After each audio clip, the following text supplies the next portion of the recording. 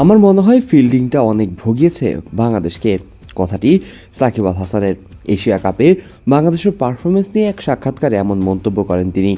সাকিবের এই মন্তব্য হয়তো চোখ খুলে দিয়েছে বাংলাদেশ দলের, কারণ আফগানিস্তানের বিপক্ষে অনুষ্ঠিত টি-20 সিরিজের প্রথম ম্যাচেই বাংলাদেশ দেখিয়েছে সম্পূর্ণ ভিন্ন এক ফিল্ডিং পারফরমেন্স, যা সত্যিই প্রশংসনীয়।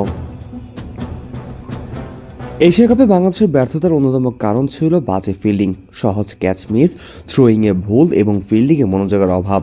সব মিলিয়ে হতাশ করেছে সমর্থকদের।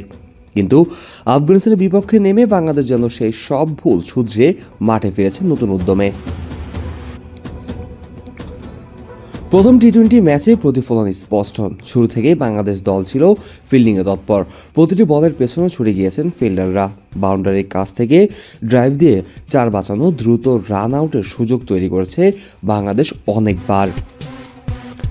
বিশেষ করে মোস্তাফিজুর রহমানের বলে জাকের আলী অনিকের নেওয়া অসাধারণ ক্যাচটি ছিল চোখ জুড়ে যাওয়ার মতো মুহূর্ত।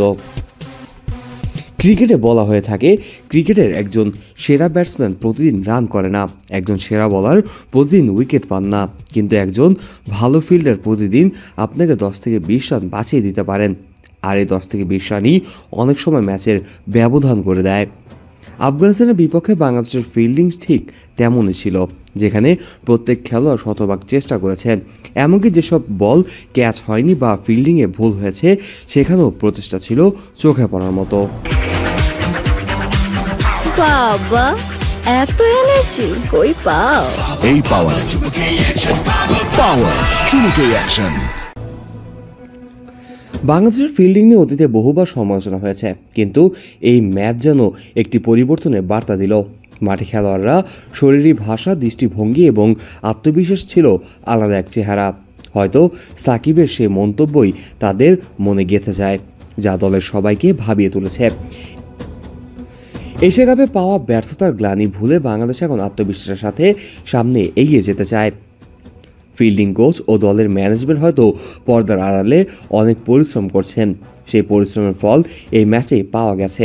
ধারাবাহিকভাবে এমন পারফরমেন্স বজায় রাখতে পারলে বাংলাদেশ নিঃসন্দেহে যে কোনো বড় দলের জন্য চ্যালেঞ্জিং প্রতিপক্ষ হয়ে উঠবে।